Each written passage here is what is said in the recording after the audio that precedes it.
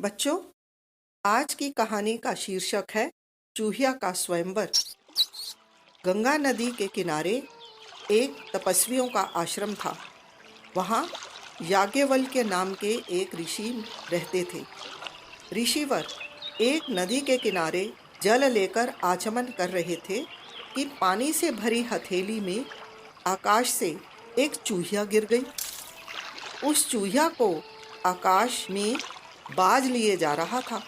उसके पंजे से छूटकर वह नीचे गिर गई थी। मुनि ने उसे पीपल के पत्ते पर रखा और फिर से गंगा जल में स्नान किया। चूहिया में अभी प्राण शेष थे। उसे मुनि ने अपने तपोबल से कन्या का रूप दे दिया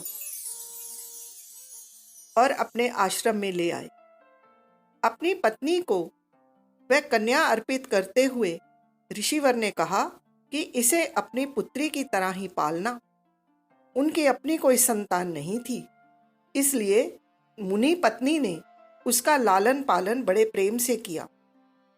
12 वर्ष तक वह उनके आश्रम में पलती रही। जब वह कन्या विवाह योग्य हो गई तो पत्नी ने मुनि से कहा, नाथ, अपनी कन्या अब विवाह योग्य हो गई है, इसके विवाह का प्रबंध कीजिए। मुनि ने कहा, ठीक है, मैं अभी आदित्य को बुलाकर इसे उसके हाथ सौंप देता हूँ। यदि इसे स्वीकार होगा तो इसके साथ विवाह कर लेगी, अन्यथा नहीं। मुनि ने ये त्रिलोक का प्रकाश देने वाले सूर्य पति रूप से स्वीकार है। पुत्री ने उत्तर दिया, तात, ये तो आग जैसा गर्म है, मुझे ये स्वीकार नहीं। इससे अच्छा कोई वर बुलाइए। मुनि ने सूर्य से पूछा कि वह अपने से अच्छा कोई वर बताए। सूर्य ने कहा, मुझसे अच्छे तो मेघ हैं, जो मुझे ढककर छिपा लेते हैं। मुनि ने मेघ को बुलाकर पूछा, क्या यह तुझे स्वीकार है? कन्या ने कहा, यह तो बहुत काला है, इससे भी अच्छे किसी वर को बुलाओ। मुनि ने मेघ से पूछा कि उससे अच्छा कौन है? मेघ ने कहा, हमसे अच्छी तो वायु है, जो हमें उड़ाकर इधर उधर अनेक दिशाओं में ले जाती है। मुनि ने वायु को बुलाया और कन्या से फिर स्वीकृति पूछी।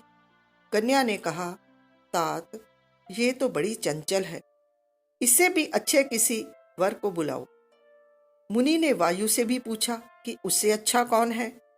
वायु ने कहा, मुझसे अच्छा पर्वत है, जो बड़ी से बड़ी आंधी में भी स्थिर रहता है। फिर मुनि ने पर्वत को बुलाया तो कन्या ने कहा, तात, ये तो बड़ा कठोर है और गंभीर है, इससे अधिक अच्छा कोई वर बुलाओ। मुनि ने पर्वत से कहा कि वह अपने से अच्छा कोई वर सुझाए। तब पर्वत ने कहा, मुझसे अच्छा तो चूहा है, जो मुझे तोड़कर अपना बिल बना लेता है।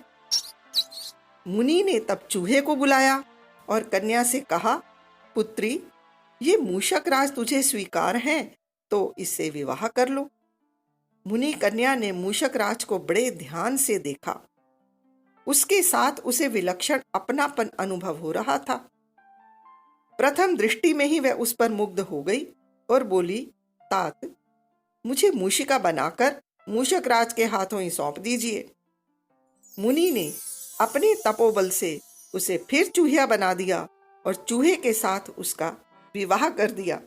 तो बच्चों, इस कहानी से हमने क्या सीखा कि चाहे हम कितना ही बदल जाएं, कितना ही ऊपर क्यों ना उठ जाएं, पर हमारा मूल स्वभाव कभी भी नहीं बदलता।